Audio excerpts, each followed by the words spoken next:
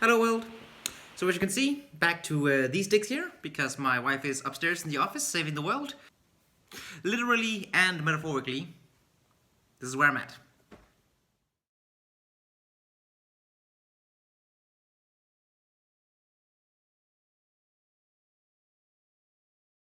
I'm not addicted to caffeine. I can stop whenever I want. I'm really not. I can stop whenever. This is I mean, it's not like I'm drinking this and coffee. That would be. So this week introduced me to a new kind of tired. I have been struggling with some drowsiness because of the pills. I seem to have adjusted for that. I've actually slept really well, which is rare for me. I normally sleep awfully. So, hey, got that going for me. But I have felt drained of pretty much all purpose. And getting anything done has demanded titanic efforts from me. It's been real hard to get anything done. The past couple of days has involved me waking up with a plan of getting so and so much done. I've made a mental list, and I don't think a single day has ended up with me actually completing the entire list, no matter how kind I tried to be to myself regarding how short and how easy I made that list. So yeah, I felt guilty about that, but I actually in the end segment I will talk a little bit more about that guilt. So fear not. I have managed to continue with Ring Fit, and I have prioritized it as well because I actually feel a lot more comfortable in my body than I've done for quite a while. Like, this consistent exercising is really doing a lot of good for me. But the problem is it takes an hour out of my day every single day, and it does take a significant percentage of my energy. So in prioritizing that, I am forcing myself to cut down on other things, which is not optimal. But then again, I feel if I was to give this series a different title, not optimal would not be a bad choice. In that vein, I have actually tried to be more kind to myself, so I have allowed myself the comfort of nostalgia. So I've been watching a lot of old favorites in terms of movies. I've been watching some Pixar. I've been watching a lot of MCU movies. In no particular order. And for the funsies of it, I've also been watching some German dubs in order to maintain my German. And I'm really impressed with how much of it I have managed to retain. I can understand it pretty well, aber mein Deutsch ist sehr, sehr übel. So talking is more difficult. But yeah, that's something I'm trying to pat myself on the shoulder about. And it's also just fun to see how translation has worked. That's another thing I probably should have mentioned in my fascination of language, but how one navigates the art of translating anything is just endlessly fascinating, and I have been so impressed so many times. And then other times with these German dubs, I've been less impressed. But sometimes you really are out of options, I guess. Speaking of MCU, I'm also religiously keeping up with WandaVision, which has absolutely consumed me. Like, the only complaint I have about the show is that I want all of it in one sitting. I just want to sit down and chew through all of this mystery. Probably a good call that they didn't just unleash the entire season upon the world, because, as we saw with the Netflix shows, often they get talked about for a weekend and then people tend to just sort of forget them. At the very least, the corners of the internet that I hang out on has dedicated a lot of its time to WandaVision. So yeah, they really seem to have hit some cultural impact here, which the MCU just seems unstoppable at this point. So there's that. Oh, and I also have managed to get a little bit more time with my family. I had dinner with my dad, and I had lunch with my dad and had dinner with my family. So that's been really nice. In general, every little nano angstrom of human contact you can get these days its value is immeasurable. I'm so happy that I have a little bubble I can resort to in terms of getting any form of contact. So that's a balm for the soul. But yeah, a week of old comforts, a week of bitter defeats here and there, and a unique type of tired I have discovered. So overall, a week that has been a bit of a mixed bag. So here's something that makes me happy.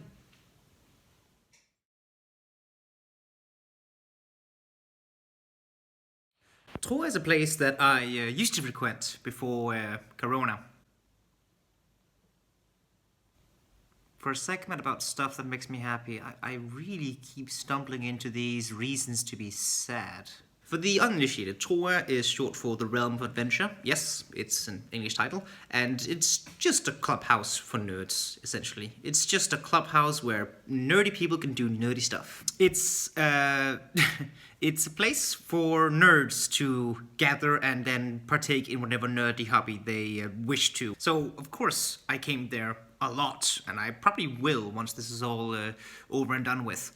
They had rooms for playing tabletop RPGs. They used to host Magic the Gathering tournaments, which was also a ton of fun. They also, as I believe is enshrined by law for gatherings of nerddom, had a closet with nothing but board games inside. Of course, we would usually just play the same 2, 3, or 4, but, you know, maybe one day we'll play Axis and Allies.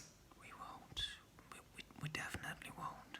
It's a place that when we're not in pandemic mode, that I come once a week, just about, to play role-playing games. But most importantly, to hang out with my friends. And honestly, TRoA has kind of acted as the forge for some of the best friendships I have. There are so many people that I became acquainted with that I then started seeing regularly at TRoA, and that has just forged these friendships that I am so grateful for. And often there's a cascading effect where we bring in one guy who is enjoying the nerding out. That guy then goes, I know another guy who will also enjoy this nerding out, and etc., etc. Eventually, we're just a family of nerds, watching movies together, playing board games, playing tabletop RPGs. So yeah, it's a place that I have a lot of extremely positive connotations towards. Another feature that sadly isn't there anymore, but it used to be, they had this movie room where you could just sit there and watch movies, but it had a window that you could peer in through from the hallway. So you could walk by, suddenly realized, oh my god, those dudes are in the middle of Predator. I want to watch Predator now. I just remembered Predator exists, so of course I want to watch it. So it was also a really cool way of just getting to know people, going, hey, can I join? Because I really love this scene. One thing is having all of the means to engage in these nerd activities that I have come to love, and that I have dedicated an embarrassing amount of hours to at this point in my life. But on top of all of that, having a dedicated location for it is just so wonderful. Like there's this automatic, well, we're here now. It's part of a ritual almost, that once you tread beyond this threshold, you are in the kingdom of nerdery, and whatever problems you had prior to arriving here, just sometimes you get to leave them at the door and then pretend that you are a druid who is battling elementals, or joke about the latest superhero movie that came out, or just talk about how Magic the Gathering is a lot of fun but sometimes doesn't make sense. I knew this already, but TRoA really managed to solidify for me that there is very little nerd activity that I enjoy because of the activity itself.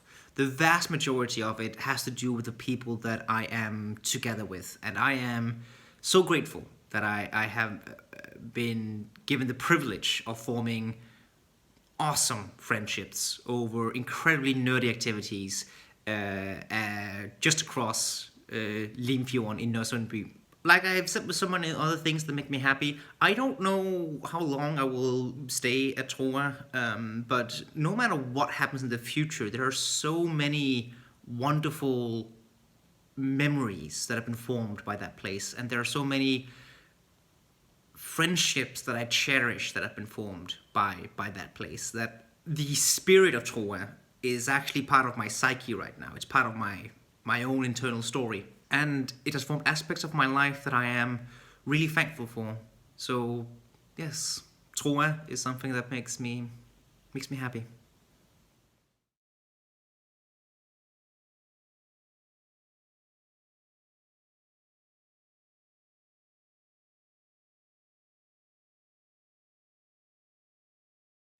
For both stress and depression, lack of willpower is probably one of the most enduring experiences. I mentioned earlier in this video that I had given myself to-do lists, and no matter how lenient I was towards myself in those to-do lists, I still fell short of ever completing them. And what I want to talk about this week is just giving insight into what it feels like for me when I'm stuck in this dirge of willpower. The short version, brief overview, is it feels like riding a bike through dry sand. You know how to ride a bike, you're just pedaling away, and the wheel is certainly spinning, but it just can't get traction.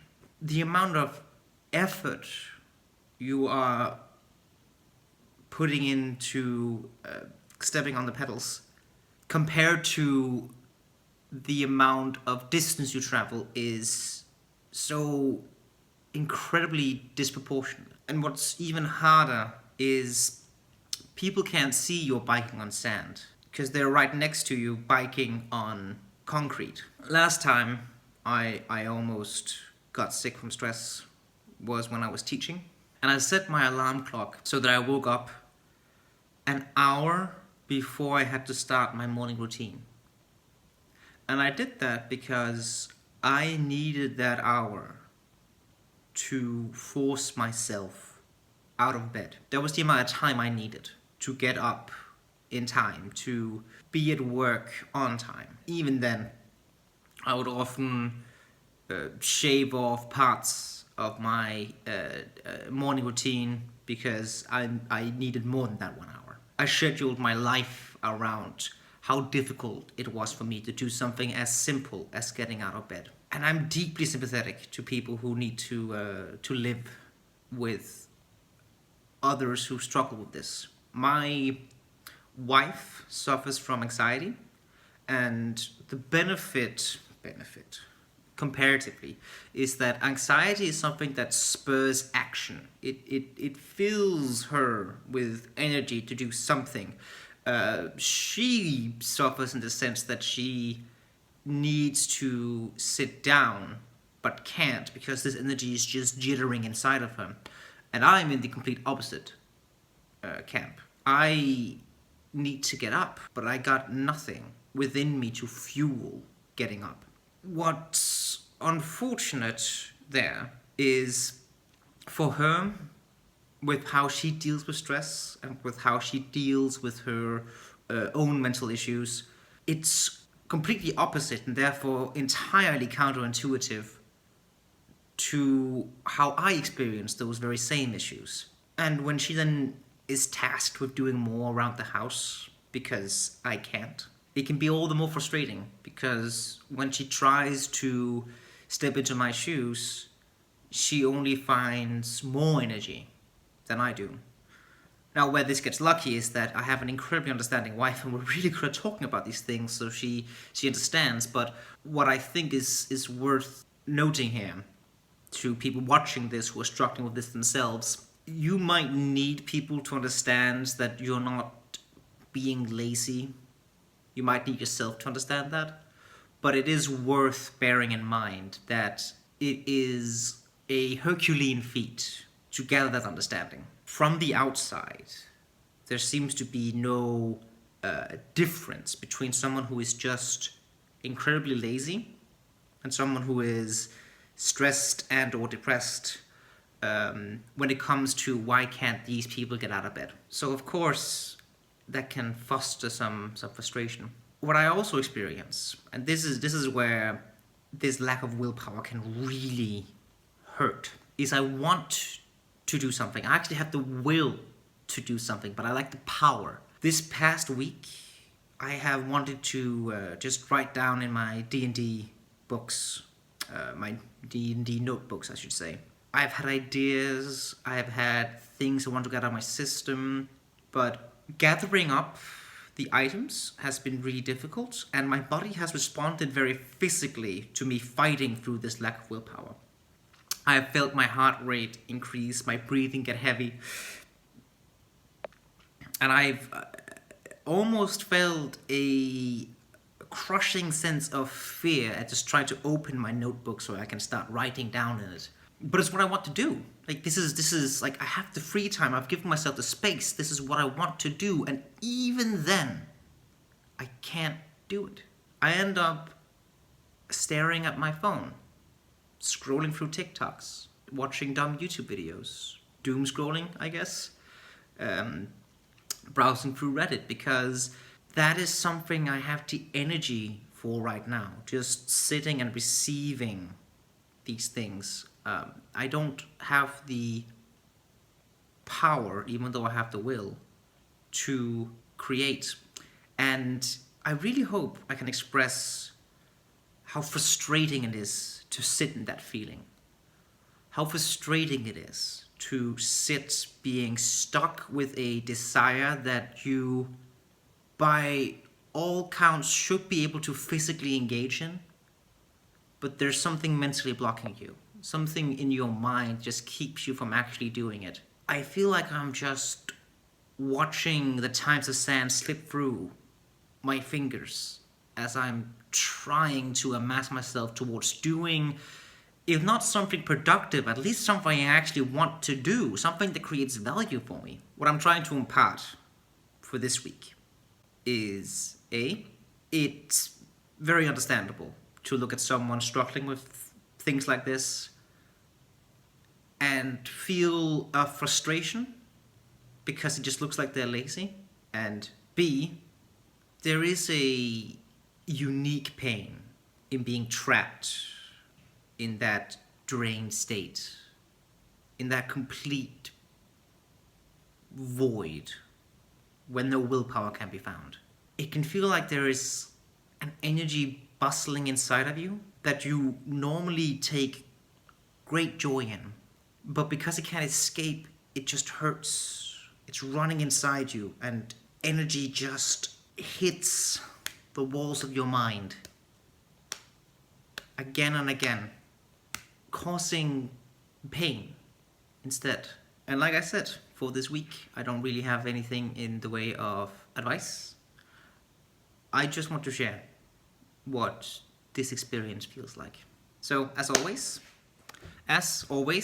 thank you for listening to my nonsense. I hope it made sense. I hope it gives tools to foster understanding, not just for other people, but perhaps for yourself, if that's something you need. Because I'll repeat myself, this is an illness, and there is very rarely anything good that can come from just blaming the ill for being ill.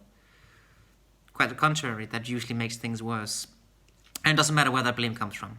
If that blame comes from other people, that's not great, but it's no better if it comes from yourself. So yes, this is the penultimate episode of season 1. I think I'm mapping out 10 episodes for a season here is a good call. If this lack of willpower keeps up, I think it's a good idea that I take a break until I can feel a greater surplus of energy for making and running this vlog.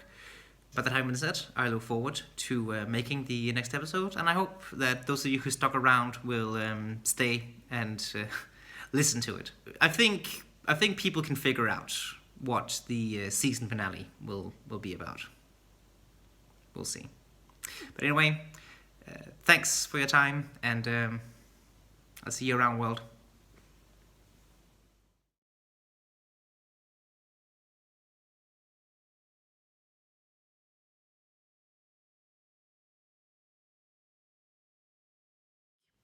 is A, it's very understandable to look at someone struggling with things like this and feel a frustration because it just looks like they're lazy. And B, God, I hope I said A and then B, because if this was 1 and then B, then I'm gonna be Boo Boo the Fool. I hope I'm not Boo Boo the Fool.